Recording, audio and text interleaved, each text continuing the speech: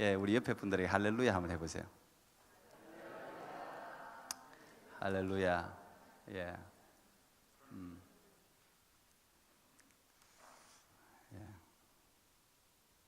오늘 좀 보여야 될 분들이 좀 안 보이시는 것 같아요. 찬양 때도 그렇고. 예. 할렐루야. 어쨌든 오늘 예배를 드릴 수 있던 것은 감사한 일입니다.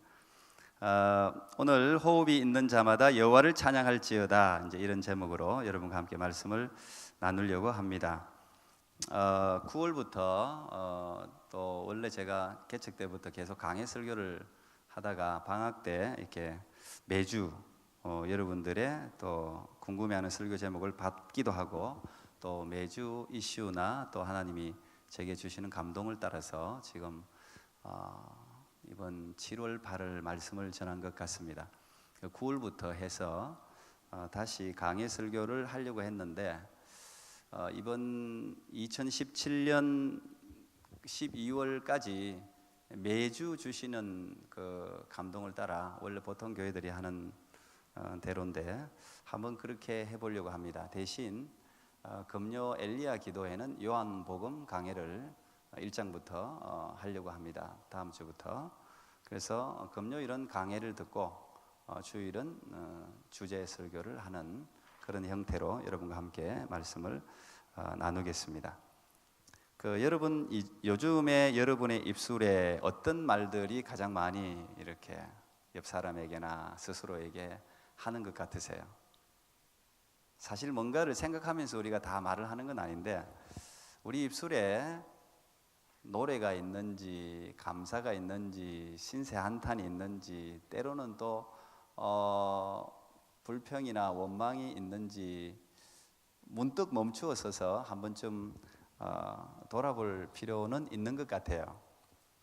보통 무의식 중에 나오는 행동이 우리의 습관이고 우리 자신이고, 입에서 나오는 말들도 우리 내면의 세계를 반증하는 거기 때문에 때로는 한번 살펴볼 필요가 있는 것입니다. 그것이 어떻게 보면 그 신앙의 바로미터일 수도 있고, 또는 우리 삶의 정직한 자기 평가가 될 수도 있는 것 같아요.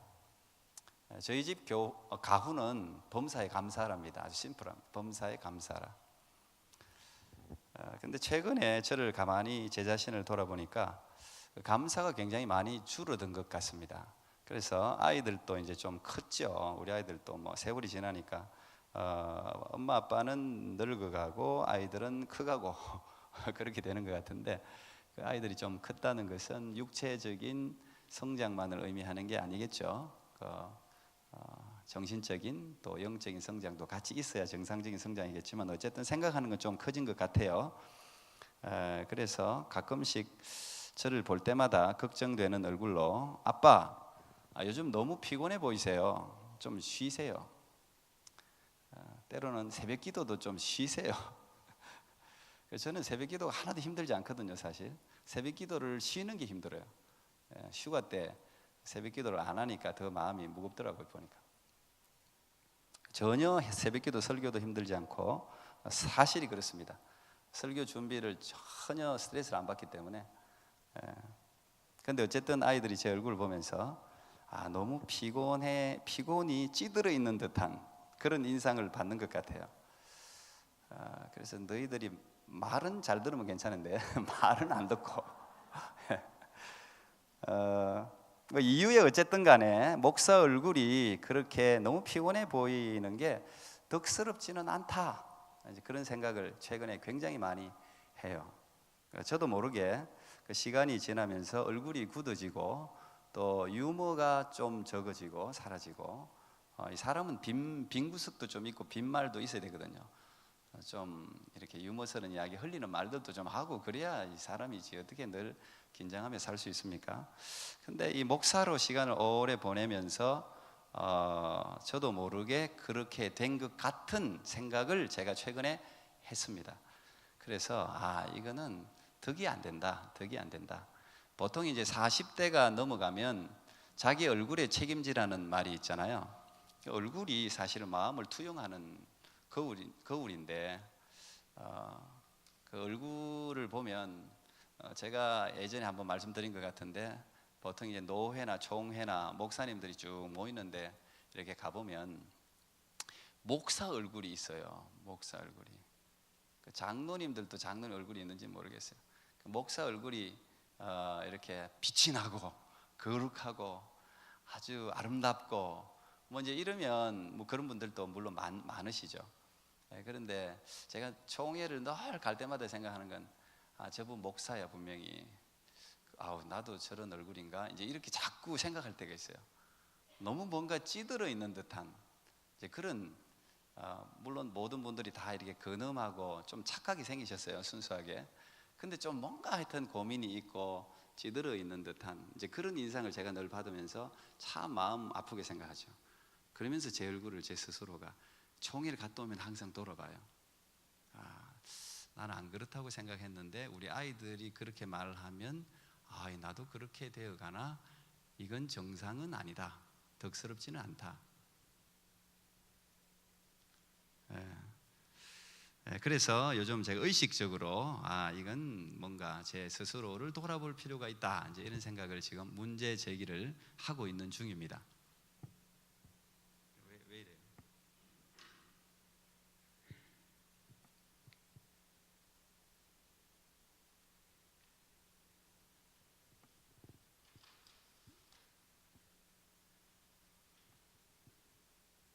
자, 인사합시다. 서로 인사합시다. 참 행복하게 보이시네요. 옆 사람 보면서 인사하겠습니다. 참 행복하게 보이시네요. 꺼봐요. 자, 행복하게 보이십니까? 행복해졌죠 지금. 행복하게 보이시네요. 할렐루야. Praise the Lord. 오늘 이게 150편의 시작입니다.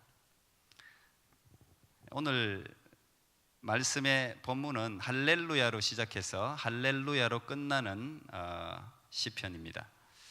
근데 이 할렐루야라는 말은 이제 기독교적인 최고의 찬양의 말이기도 하고 이건 세계 만국어입니다. 할렐루야, 알렐루야 뭐 어쨌든 영어든 뭐든 다 할렐루야입니다. 근데 이 할렐루야는 마음에 뭔가 즐거움이 있어야 나오잖아요. 제가 이제 하시라고 하니까 하는 거지 평소에 이건 저절로 터져 나오는 게 진짜 할렐루야거든요. 그러려면 마음에 행복이 있어야 할렐루야 이제 이렇게 될 수가 있는데 제가 이제 처음 중학교 2학년 때 은혜를 받고 한참 신앙생활을 열심히 할 때 그때 유행하던 신앙 서적이 나는 할렐루야 아줌마였다. 아마 읽어보신 분들 예전 분들은 대부분 읽어보셨을 것 같아요. 책은 좀 두터운데 다 뭐 간정집이니까 읽기는 쉽죠. 그 여의도 순복음교회 지금 원로이신데 조용기 목사님의 장모님, 그 장모님이신 최자실 목사님의 간정집입니다. 나는 할렐루야 아줌마였다. 하도 오래전에 뭐 이걸 읽은 책이라서 제가 그 내용을 다 기억할 수는 없습니다. 그런데 어쨌든 저 내용 중에 지금도 제가 기억나는 것은 아주 가난하게 살았고 그리고 그 여성분이긴 한데 상당히 이 기질이 남성적인 기질이 있으신 것 같아요. 저분이 사업도 많이 하셨어요. 근데 사업이 다 실패했어요. 그러니까 생계에 이제 쫓기고 생존이 어려워지면 더 일어날 수 있는 희망이 보이지 않으면 사람은 극단적인 생각을 누구나 하나 봐요. 그건 특별한 사람이 아니라 그래서 우리 최자실 목사님도 이제 극단적인 생각을 하고 독약을 처방해서 그것을 마시고 이 가루약인데 먹고 죽으려고 이제 산에 올라갔습니다. 그리고 가루약을 펼쳐놓고 이제 마지막 기도를 이제 하는 장면이 있는데 그때 갑자기 바람이 확 불어가지고 그 약 봉지를 멀리 날려버렸어요. 죽는 것도 마음대로 안 되는 거, 죽는 건 마음대로 안 됩니다. 그것도 이 죽으려고 약봉지를 펼쳐놓고 이제 마지막으로 기도하는데 바람이 그냥 그 약을 날려버리는 바람에 마음대로 죽을 수도 없구나. 자기 신세가 한탄이 되고 그래서 그 자리에 그 바위 위에 앉아서 기도를 합니다. 그 사람이 힘들면 엎어지게 되고 그 엎어지는 자리가 기도의 자리라 그러잖아요. 그 엎어져서 기도만 하면 다시 일어날 수 있다고 하는데, 이 최자실 목사님이 실제 그랬습니다. 죽으려고 갔던 그 바위에서, 죽을 수도 없는 그 여건 속에서 기도하면서 하나님을 만납니다. 뜨거운 성령의 불을 경험합니다. 참 놀라워요. 이 성령의 불을 경험하면 죽으려고 하던 삶의 생기가 돋고 새로운 삶의 소망이 생깁니다. 컨디션, 조건은 하나도 달라지지 않았는데 살아갈 이유를 발견하게 됩니다. 그래서 그때부터 이제 내려와서 새로운 삶을 이제 시작하게 되는 이야기가 거기에 기록되어져 있죠. 그래서 신학을 하게 되고 거기서 조영기 목사님을 만나게 되고 함께 공동묘지 옆에 대조동 천막 교회를 치고, 거기서 이제 거의 사실 조영기 목사님의 초창기 목회의 최고의 힘은 이 최자실 목사님이었습니다. 이분의 기도와 성령의 역사, 그리고 뭐 수없이 많이 일어나는 기적, 간증, 그리고 뜨거운 그 사위를 향한 중보 기도의 힘, 그것 때문에 이제 이 여의도 순복음교회가 막 부흥을 뭐 엄청나게 이제 하기 시작하는데, 그래서 그분은 그때부터 제 1번 구호는 전도입니다. 눈을 뜨자마자부터 전도해서 뭐 잘 때까지 전도합니다. 왜? 자기 같은 영혼을 살려주신 이 예수 그리스도를 만났단 말이에요. 이 예수님을 만나니까 죽음에서 벗어나게 되고 새로운 삶의 이유를 발견하고 새롭게 살아가게 되었으니까, 체험을 가지고 있으니까 그 당시 얼마나 어려웠습니까? 우리나라가 굉장히 힘겹고 가난하게 살 그때 많은 사람들에게 찾아가서 복음을 전하고 교회로 데려오고 다시 이렇게 세우는 그런 놀라운 일들을 했죠. 그래서 나는 할렐루야 아줌마다, 나는 가는 곳마다 할렐루야. 이 할렐루야라는 것은 이렇게 고난과 어려움 가운데 이 하나님의 만남을 통해서 찬양으로 바뀐 인생이 되었을 때 할렐루야 이제 이렇게 우리가 외치게 되는데, 저는 요즘 이제 그 당시는 너무 이런 간증집이 너무 많았어요. 우리의 지적인 것을 풍성하게 하는 책보다는 이런 어떤 그 우리의 감성을 터치하는 책들이 너무 많았어요. 근데 저는 요즘은 이런 책을 좀 읽어야 된다고 생각합니다. 이게 밸런스가 굉장히 중요한데, 요즘 그리스도인들은요 너무 지성적이에요. 그렇다고 뭐 완전히 제대로 된 지성도 아니고 어쨌든 좀 건조해요. 그렇다고 책을 많이 읽는 것도 아니에요. 그런데 본인 스스로 감성적인 게 나쁘다고 생각하는 사람 경향이 있어요. 근데 요즘 저는 이 교회 사람들을 보면서 이런 책을 좀 읽어야 된다 생각합니다. 요즘은 물론 뭐 책을 안 읽으면 뭐 이런 책이고 저런 책이고 뭐 할 수는 없는데, 이런 게 필요합니다. 요즘은 우리가 이 체험적인 신앙을 우리의 삶 속에 끌어들이는 것들이 필요하다고 생각합니다. 자, 오늘 시편 이 150편 최종 결론이 할렐루야입니다. 여러분, 성경 전체의 최종 마지막 말이 뭔지 아세요? 성경 전체 요한계시록 마지막 장 마지막 절이 뭔지 아세요? 아멘입니다. 중요한 의미가 있습니다. 태초에, in the beginning, 창세기 1장 1 태초에 시작해서 하나님의 창조로 시작해서 사실은 아멘으로 끝납니다. 그래서 뭐든지 처음 시작의 구절과 마지막은요 의미가 있습니다. 성경이 그냥 막 구성되지 않았습니다. 사실은 너무 심오하게 모든 것에 뭐 의미를 너무 찾는 것도 문제지만, 사실은 이 다 하나님의 성령의 영감으로 기록되어 있기 때문에 다 의미가 있는 거예요. 할렐루야, 할렐루야로 이 시편이 끝이 납니다. 인간이 할 수 있는 최고의 경배와 찬양이 할렐루야, 할렐루야. 그리고 마지막엔 고백이 아멘. 아멘이란 게 그대로 될 줄 믿습니다, 그런 뜻이잖아요. 하나님이 지금까지 말씀하신 모든 것이 다 그대로 이루어질 줄 믿습니다. 이게 성경의 결론입니다. 아멘. 아멘은 신실하다는 뜻이에요. 그대로 되는 거예요. 저는 여러분의 인생이 할렐루야 인생이 되기를 축복합니다. 철로 역정을 기록한 존 버녀는 지옥에는 비명이 가득하고 천국에는 찬양이 가득하다, 그런 말을 했습니다. 사실 이 찬양은 우리가 인격이라고 할 때 지정의를 갖춘 것을 우리가 인격이라고 하는데, 이 찬양은 지정의의 극치라고 저는 생각합니다. 이 지적인 감동이 있을 때 찬양하게 되어 있습니다. 우리가 최고의 천재 수학자, 철학자 파스칼의 팡세에서의 고백을 우리 너무 유명하니까 잘 알지 않습니까?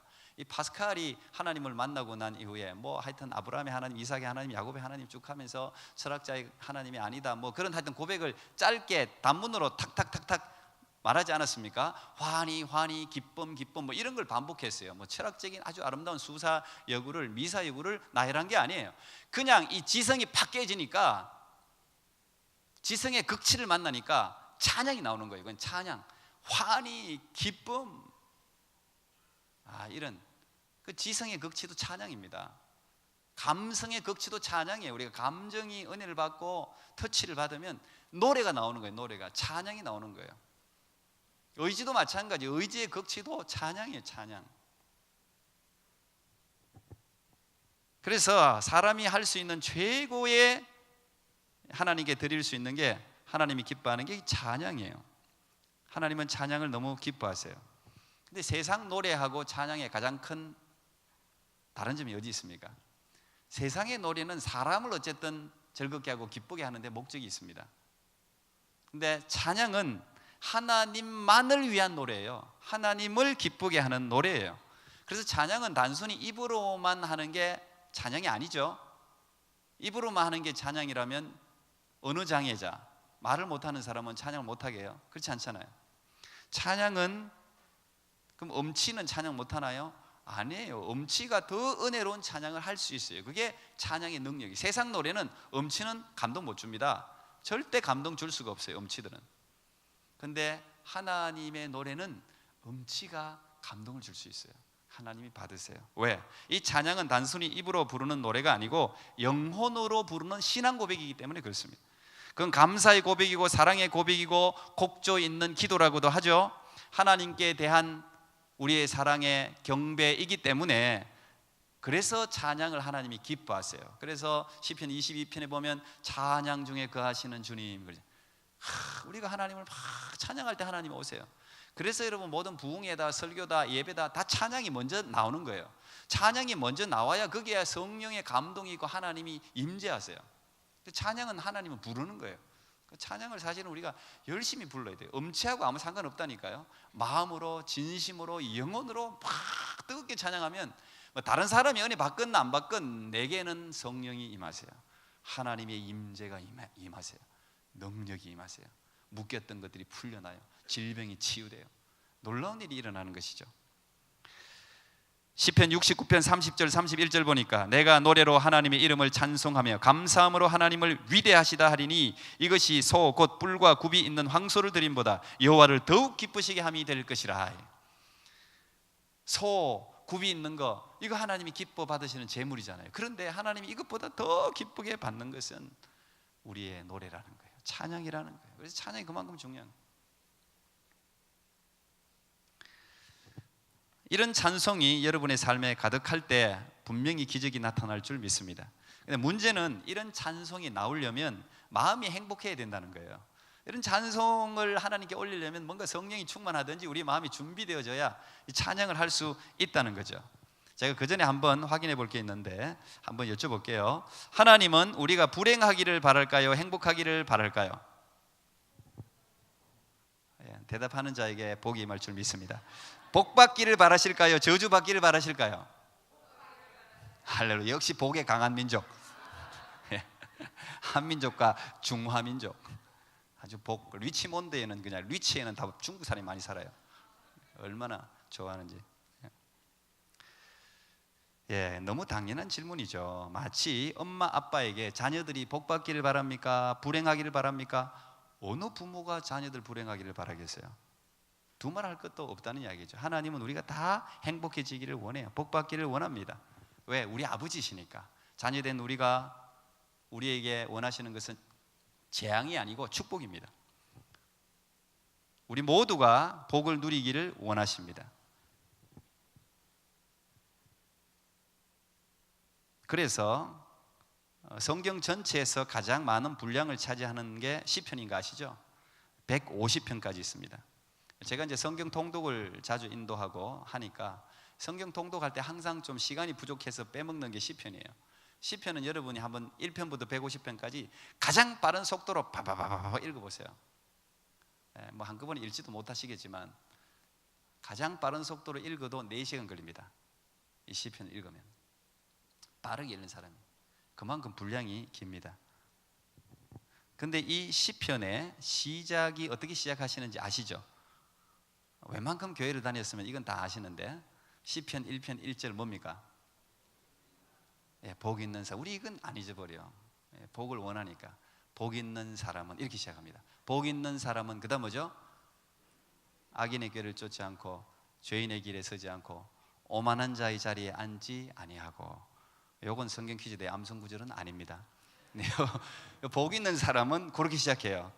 그런데 이게 히브리어 원어로 보면 복 있는 사람은 이것보다는 좀 더 제대로 해석하려면 행복하여라, 복되도다, 이런 감탄사입니다. 사실은 행복하여라.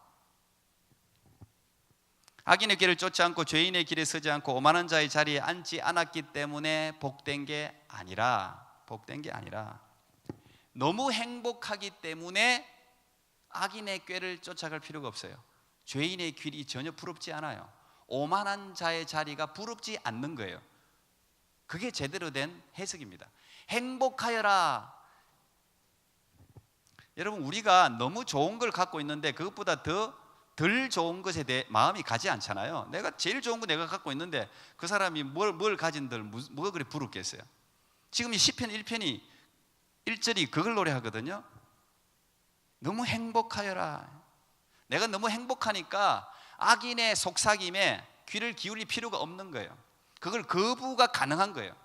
우리가 왜 물질의 탐욕을 느끼고 유혹을 받습니까?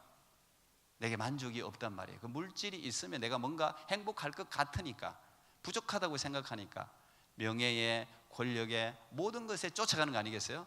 그런데 오늘 시편 1편 1절 복 있는 사람은 행복하여라. 모든 사람들이 부럽다, 행복하게 보인다, 이런 감탄사예요. 내가 너무 행복하니까 나는 그 악인의 꾀가 길이 자리가 전혀 부럽지 않다는 거예요. 그러면서 행복하여라. 왜? 복 있는 사람은 그 다음 뭡니까? 오만한 자의 자리에 앉지 아니하고 오직 그 다음 뭐예요? 여호와의 율법을 즐거워하며 그 율법을 주야로 묵상하는 자로다. 그게 행복한 사람, 복 있는 사람이라는 거예요. 시편은 그렇게 시작합니다. 사람들이 우리 얼굴을, 이 목사 얼굴을 바라보면서 피곤하게 보인다, 이렇게 보면 이제 참 문제가 있는 거예요. 보면서 그리스도의 우리 장로님들, 권사님들 얼굴을 보면서 행복하게 보인다, 정말 기쁘게 보인다, 정말 자신감이 넘쳐 보인다. 저 자신감은, 저 행복은, 저 기쁨은 어디에서 왔을까? 그걸 좀 알고 싶다, 본받고 싶다. 이게 그리스도인의 정체성이에요. 참 행복하다. 근데 그 결론이, 그 행복한 이유가 말씀이래요. 말씀. 하나님의 말씀을 막 의무적으로 성경 퀴즈 내야 하니까 사사기 이것도 괜히 오늘 목사님 말 이거 언제 왜 이렇게 길어? 이거 사도행전은 왜 이렇게 길어? 그러진 않았겠죠. 의무적으로 억지로 말씀을 읽는 게 아니라 말씀이 너무 즐거운 거예요. 하나님 말씀이 너무 즐겁고, 여러분 메디테이션이라는 이 묵상이라는 단어는 되새긴다 그런 뜻이에요. 흥얼거린다, 중얼거린다. 무의식 중에 하나님 말씀이 툭툭툭툭툭 나오는 거예요. 무의식 중에 안에 있는 게 나오게 돼 있잖아요. 하나님 말씀이 너무 즐겁고 암송하고 묵상하고 마음속에 가득 차 있으니까 무의식 가운데도 하나님 말씀이 척척척척 나오는 거죠. 하나님 말씀이 마음을 채우니까 부러움이 없는 거예요. 하나님의 말씀이 채운 사람의 결론은 뭡니까? 그가 사시사철 열매를 맺는다는 거 아니에요? 복 있는 사람은 하나님의 말씀을 묵상하는 자인데, 하나님의 말씀을 묵상하는 자는 사시사철 가뭄이 찾아오지 않고 늘 열매를 맺는다는 거예요. 부족함이 없다는 거예요. 그게 시편 1편의 시작이고 결과였어요. 그리고 바로 이 하나님의 말씀으로 채워진 이 행복한 사람의 결론이 시편 150편 마지막 절이 할렐루야예요. Praise the Lord. 할렐루야. 하나님을 찬양할 수밖에 없는 거예요.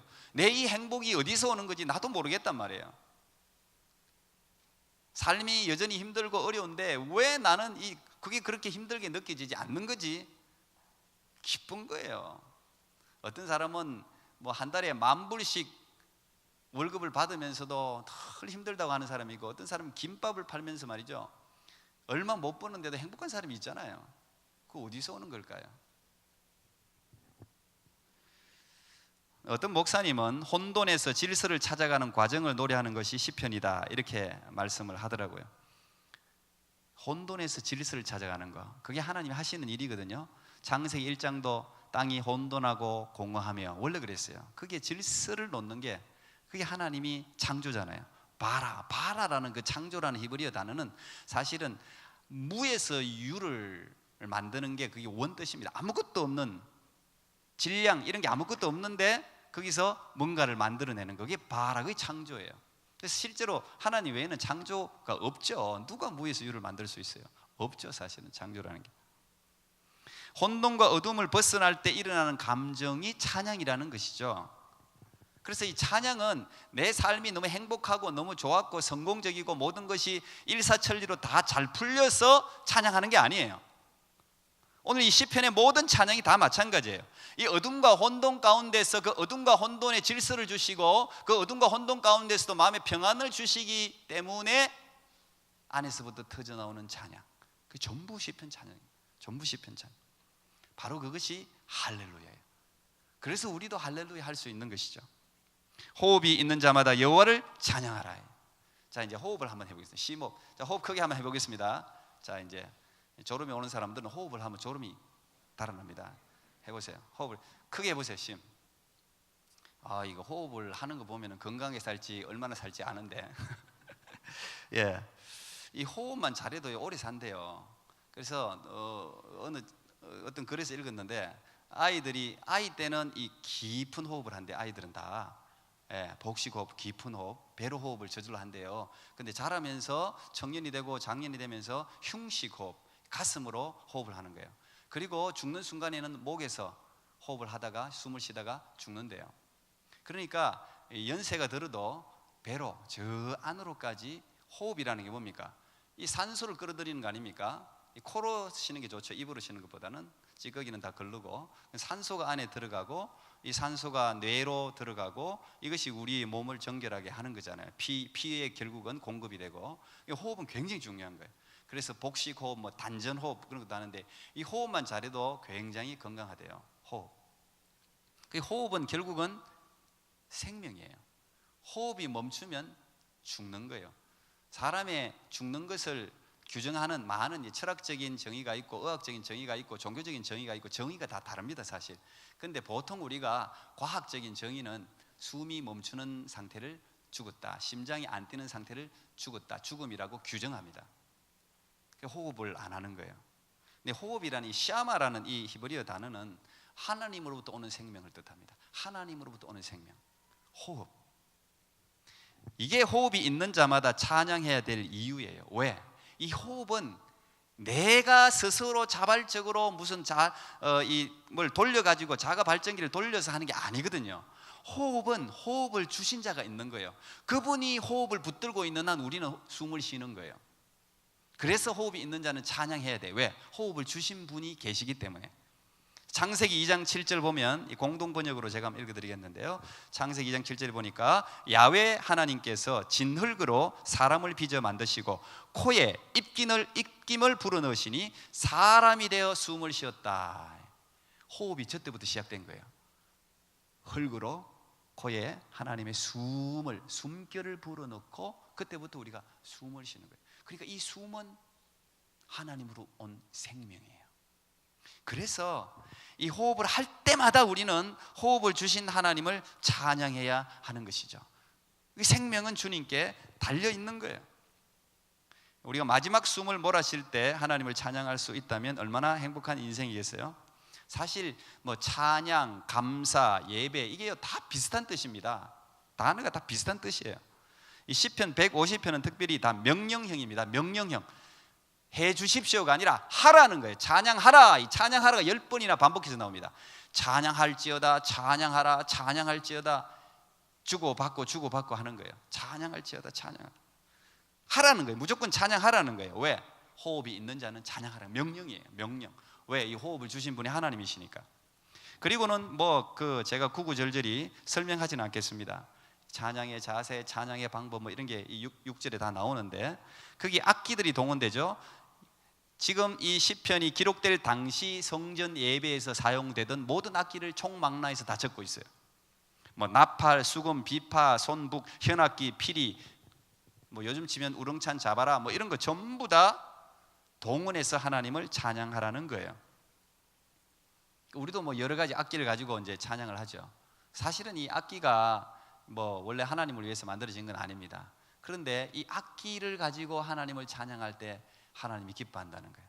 어떤 악기든 가야금이든 뭐 금은고든 상관없어요. 다윗이 그 수금, 요즘으로 치면 이제 이 바이올린이나 막 비슷한데 이 수금으로 하나님을 찬양하니까 이 수금의 능력이 나타나게 하잖아요. 엘리사가 금은고로 찬양하게 하니까 영감이 떠오르면서 능력이 나타나잖아요. 그래서 악기가 중요한 게 아니고 악기를 쥐고 있는 사람이 중요하죠. 그 여러분이 하고 있는 모든 악기를 하나님께 드리십시오. 최선을 다해서 그런 면에서 악기를 배우면 좋아요. 근데 최고의 악기는 역시 인간의 찬양입니다. 그래서 마지막에 호흡이 있는 자마다, 모든 악기로 찬양하고 난 후에 호흡이 있는 자마다, 그게 마지막 절이잖아요. 하나님이 그 찬양을 기뻐한다는 거예요. 그래서 찬양은 그런 면에서 특권입니다, 여러분. 의무가 아니고 여러분의 특별한 권리예요. 감사는 능력이고 감사가 하나님을 영화롭게 하죠. 그런데 이 찬양과 감사는 조건에서 나오지 않습니다. 조건이 좋으면 찬양이 당연히 나오겠지만, 감사가 나오겠지만, 이 찬양과 감사는 존재의 의미를 파악할 때, 내 존재에 대한 새로운 어떤 의미를 발견했을 때 찬양이 나오는 거예요. 하박국 3장 17절 19절 보니까 비록 무화과 나무가 무성하지 못하며, 여러분 다 한번 읽어보세요. 같이요. 시작. 포도나무에 열매가 없으며 감람나무에 소출이 없으며 밭에 먹을 것이 없으며 우리의 양이 없으며 외양간에 소가 없을지라도 나는 여호와로 말미암아 즐거워하며 나의 구원의 하나님으로 말미암아 기뻐하리로다. 주 여호와는 나의 힘이시라. 나의 발을 사슴과 같게 하사 나를 나의 높은 곳으로 다니게 하시리로다. 이 노래는 지휘하는 사람을 위하여 내 수금에 맞춘 것이니라. 하박국의 마지막 결론인데, 없으면 조건이 우리의 찬양을 막지 못한다는 거예요. 아무것도 없어도 찬양할 수 있다는 거예요. 무엇만 있으면, 하나님만 있으면. 이게 바로 인간의 존재의 의미는 하나님께 있습니다. 창조주 하나님. 내 존재를 파악하기 위해서는 하나님을 알아야 돼요. 근데 그 하나님을 알려면 뭘 해야 돼요? 하나님을 알기 위해서는 하나님에 대한 지식은 말씀을 읽어야 돼요. 말씀을 읽어야 하나님을 알게 되는 거죠. 그러기 때문에 시편 1편 1절은 복 있는 사람은 주야로 하나님의 말씀을 묵상하는 자로다. 진짜 여러분이 행복한 사람 되려면 말씀 읽으십시오. 말씀을 즐거워하십시오. 사랑하십시오. 그냥 오늘 듣고 흘려보내지 마시고 말씀을 붙들고 지금부터 실험해 보세요. 고난과 어려움을 겪는 사람도 있습니까? 말씀 붙드십시오. 제가 오늘 칼럼에도 적었는데, 말씀 기도로 승리 안 하면 저한테 오세요. 말씀과 기도 붙들고 승리하지 못한다? 절대 그럴 수 없습니다.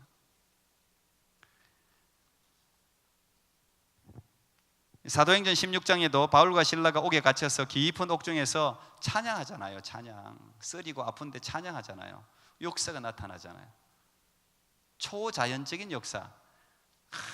묶여있던 것들이 풀어지고 옥문이 저절로 열려지고 놀라운 일이 일어나지 않습니까? 옛날 이야기가 아니라니까요. 이 말씀과 찬양에는, 기도에는 이런 능력이 있습니다. 호흡을 주신 하나님을 찬양합니다. 제가 이제 마지막으로 한 분 소개하고 말씀을 마치겠습니다. 이 찬양이 진짜 얼마나 귀한 건지, 얼마나 위대한 특권인지, 얼마나 벅찬 일인지 아마 이분을 통해서 저도 한번 새롭게 생각하게 됐는데, 하귀선이라는 사모님이십니다. 요즘 많이 이렇게 뜨고 계신 것 같은데, 이분은, 하귀선이라는 이 사모님은 초등학교 4학년 때부터 폐결핵을 앓았습니다. 폐결핵을 17년 동안 앓았습니다. 그래서 항상 산소통을 가지고 다녀야 됩니다. 그 당시도 의학이 발달하지 않은 시절이라서 이 폐결핵약을 먹었는데, 이 약을 본인 말로는 한국에 있는 모든 결핵약을 다 먹었대요. 그러니까 이게 내성이 생겨갖고 약이 안 먹히는 거예요. 그러니까 의사가 이제 더 이상 약이 먹히지 않는다, 새로운 약이 개발될 때까지 집에 있으라. 그 말은 사형 선고예요. 너 이제 뭐 할 수 없이 죽음을 기다려라. 그게 이제 중학교 2학년입니다. 그때 자기가 그 사형선고 같은 그 이야기를 듣고 자기는 한 번도 아이들하고 뛰어놀고 뭐 항상, 왜냐하면 이 결핵이라는 게 전염이 되기 때문에 항상 격리돼서 생활했대요. 혼자서. 그래서 그때부터 자기를 다, 이 결핵이 있으니까 전부 자기를 멀리 하는데, 그래도 유일하게 자기를 받아들여 줬던 곳이 교회라고 그랬어요. 교회. 참 교회 사명이 큰 것 같아요. 교회만은 자기를 받아들여 줬기 때문에, 그래서 하나님을 알게 되고 그때부터 하나님께 매달린 거예요. 난 여러분들이 매달리는 사람이 있었으면 좋겠어요. 여러분들의 어려움이 있으면 매달려야 돼요. 이 하기선 이 사모님도 중학교 2학년 때 어쨌든 마지막 줄은 하나님밖에 없다. 그래서 새벽 제단을, 그때부터 이 계단도 오르기 힘든 사람이다. 숨이 벅차서 새벽 제단을 계속하면서 하나님이 살아계심을 막 이제 얼마나 간절하게 기도했겠습니까? 그런데 특별한 응답은 없고 딱 응답이 그냥 여리게 하나 왔는데, 마음속에 보지 않고 믿는 자가 복되도다. 그 도마에게 하신 그 말씀이 마음에 하나 탁 온 거예요. 보지 않고 믿는 자가 복되도다. 어쨌든 그 음성을 듣고 그 음성을 붙들고, 그게 하나님의 음성인 줄 알고 그거 붙들고 이제 계속 기도하면서, 그래, 내가 죽고 사는 건 하나님께 달렸는데 내가 살아있는 동안은 내가 다른 사람을 위해서도 섬겨야 되겠다 하면서 병원에 다른 사람들을 섬겼답니다. 더 힘든 사람들. 근데 그렇게 기도하고 한 달 후에 결핵이 멈췄어요. 17년 동안 알았는데 결핵이 멈췄어요. 근데 이분은 폐가 일반인의 5분의 1입니다. 일반인의 5분의 1은 1급 장애인이고 거의 노래를 할 수가 없습니다. 이분 지금 여러분 한번 하학위 선사모인데 한번 저 유튜브에 많이 있으니까 들어가 보세요. 지금 뭐 강의를 CCM 음반을 2개나 냈어요. 절대 폐가, 의사들이 5분의 1의 폐 갖고는 노래를 할 수 없다. 지금도 이 강의하시면 숨이 자기 별명이 쌕쌕이라는데 이 숨이 벅차니까. 근데 자기가 내가 숨이 끊어지는 순간까지 하나님을 찬양하고자 하는 열망 때문에 노래를 부르고 싶었어. 근데 노래를 하는 순간은 괜찮대요. 또 어쨌든 죽을 힘을 다해서 내가 마지막 죽는 순간까지 하나님을 찬양하면서 죽겠습니다. 자기 2가지 소원. 하나님을 찬양하면서 죽겠습니다. 2번째는 정말 어려움에 있는 사모님들을 돕겠습니다. 그래서 지금 사모들 돕는 사역을 많이 하시는데, 저는 이분의 그 간증을 들으면서 저는 이 세상에요, 진짜 우리가 전혀 생각하지 못하는 어려움을 겪는 사람이 너무 많아요. 여기 여러분 아까 제가 호흡해봐라는 숨 못 쉬는 사람 있습니까? 숨 다 쉴 수 있잖아요. 다 쉴 수 있잖아요, 여러분. 그죠? 숨이 가쁘지 않잖아요. 여러분 걸어 다니는데 그러지 않잖아요. 그러면 살아갈 이유가 있는 것이고, 그러면 하나님을 찬양할 이유가 있는 거예요. 여러분의 삶, 호흡이 있는 자마다 그 폐의 5분의 1 가지고도 하나님을 찬양하겠다고 하니까 하나님이 이 사모님을 붙들어서 쓰시더라고요. 지금 뭐 수많은 곳에 강의를 다니면서 연약한 사람들 용기를 주고 사모님들에게 용기를 주는 사역을 하고 계시더라고요. 여러분 다 가지고 있죠. 우리 교회 지금 여기 앉아 계신 분들 중에서는 손 다 정상이고 생각하는 거 정상이고 발도 정상이고 다 정상인 사람들만 앉아 있어요. 우리 이것만 해도 찬양해야 될 조건이 너무 많고 감사해야 될 조건이 너무 많고 못할 일이 없어요. 여러분의 삶을 통해 하나님을 기쁘시게 하는 일들이 일어나기를 축복합니다. 여러분을 통해서 하나님이 일하시는, 여러분의 삶을 붙들고 일하셔서 영광 받으시는 놀라운 일들이 여러분의 삶 가운데 아름답게 일어나기를 축복합니다. 기도하겠습니다. 하나님 감사합니다. 오늘 호흡이 있는 자마다 여호와를 찬양할지어다 라는 말씀을 함께 나누었습니다. 우리가 지금 이렇게 우리도 모르게 의식하지 않아도 숨을 쉬는 이 순간이 얼마나 놀랍고 경이롭고 행복한 순간임을 자각하게 해주셔서 새로운 찬송이 우리의 삶에 퍼져나가게 해주시고, 그 찬송으로 우리의 삶의 고난과 어려움들을 능히 이겨내고 살아계신 하나님을 찬양하는 하나님의 백성들 되게 해 주시옵소서. 예수님 이름으로 기도하옵나이다. 아멘. 우리가 봉헌하겠습니다. 그 자리에 다 일어서서